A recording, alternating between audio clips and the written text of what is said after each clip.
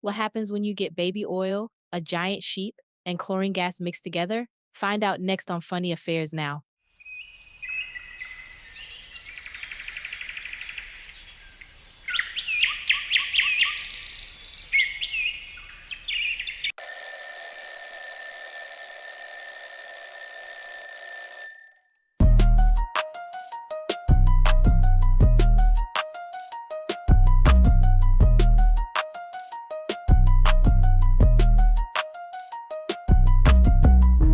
Hey there, welcome to Funny Affairs Now, where we take the world's most jaw dropping headlines and flip them into laugh out loud stories. I'm your host, Aaliyah, your guide through the latest news chaos with a twist of comedy. Whether it's politicians in a pickle, courtroom capers, or squatters hosting house parties, we're here to make sense of it all.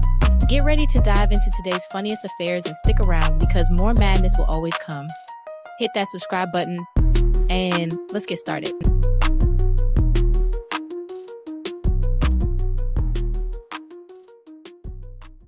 The baby oil revelation during a raid of Sean Diddy Combs' homes, federal prosecutors uncovered over 1,000 bottles of baby oil, adding yet another layer of bizarre to the already sensational case.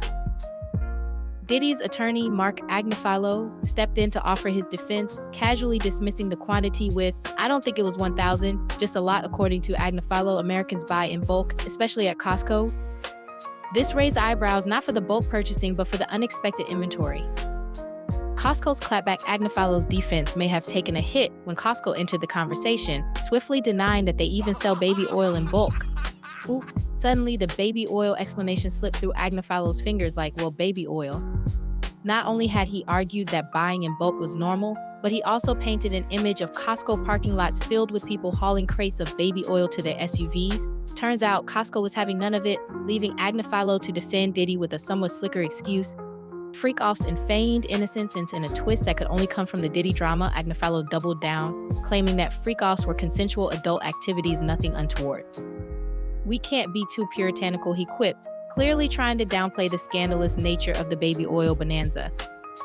As if emphasizing that everyone's sex parties involve warehouse-sized stashes of baby oil, he pushed the narrative that Diddy was simply a man who liked to buy in bulk. His defense teetered on the absurd, much like the accusations themselves. The slippery slope ahead as Diddy sits in federal custody awaiting trial. The media circus continues. Agnifilo's curious comments about Costco and bulk baby oil purchasing have left many wondering just how far his defense strategy can stretch. With the freak-offs and accusations of racketeering still looming, one thing is clear: Diddy's legal journey is shaping up to be as slippery as the product in question. And for the moment, it seems his baby oil stockpile isn't going anywhere, but Diddy just might be.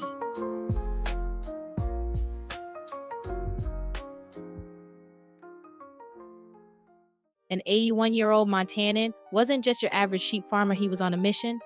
But instead of tending to regular sheep, he set his sights on creating a hybrid super sheep by using the tissues and testicles from massive Marco Polo sheep hunted across Central Asia and the US. His goal? To create the ultimate trophy hunting sheep in Texas and Minnesota. Schubarth's ranch wasn't just a farm, it was a sheep science experiment gone rogue. The Marco Polo madness. Schubarth's obsession led him to mastermind an operation where he cloned Marco Polo sheep, the largest in the world, with horns up to 5 feet long. Using these colossal specimens, Schubarth hoped to breed a new generation of super sheep.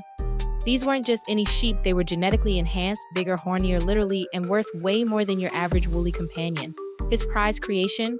The Montana Mountain King MNK, a beast that fetched prices like $10,000 for its offspring.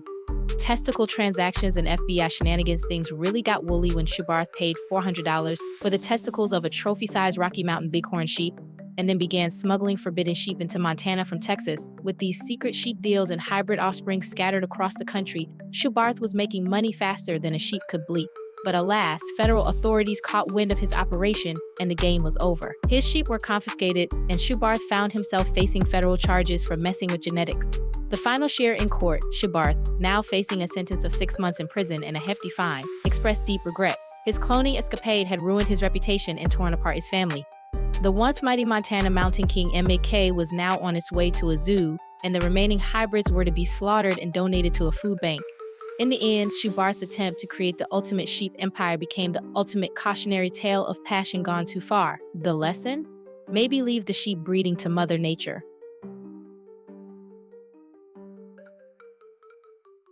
It was a normal Sunday in Rockdale County until the sky turned gray with chemical smoke, like a BBQ gone terribly wrong. Thanks to a misbehaving sprinkler system, Biolab set off a chemical cocktail worthy of a villain's lair. The county ordered an evacuation for 17,000 residents, and even I-20 shut down.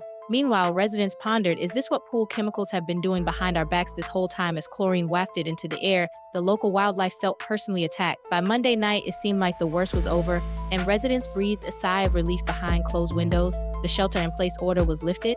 But hold the phone at 4 a.m., officials threw a curveball. They were back on with the shelter-in-place order, warning anyone who saw the cloud of doom to stay inside. Residents stared out their windows like they were watching a weather channel for a toxic fog, unsure whether to grab umbrellas or gas masks. This wasn't Biolab's first time on the fireball stage. Locals likened it to a movie sequel nobody asked for. With multiple fires in the past 20 years, Biolab had earned a reputation: part-time chemical supplier, full-time pyromaniac. Groundhog Day, one resident sighed, staring at the haze like Bill Murray waiting for a punchline. At this point, Biolab had more reboots than a Hollywood franchise, and Rockdale was the unwilling co-star. As the EPA reported levels of chlorine and bromine skyrocketing over Decatur, residents turned into amateur air quality experts. Masks from COVID days, useless. The cloud was laughing its way past those filters. Meanwhile, the CDC ducked any questions, offering advice that translated to stay indoors and pray. A local environmental group chimed in, you might want to breathe less. County officials, grasping for some semblance of control, urged residents to shelter when the cloud was overhead, as if anyone would miss a chance to panic when a literal chlorine cloud rolled in. As Rockdale County officials called for answers, Biolab issued a statement that basically boiled down to, oops, we did it again. Environmental activists weren't buying it. Calls for a bad actor bill grew louder. After all, when your company sets fire to chemicals with the same regularity most people wash their cars, questions need to be asked. Biolab, well, they'll probably get a sequel at this rate, but for now, the community just wants a normal sky and the confidence that their pool cleaner won't turn into the plot of a sci-fi movie.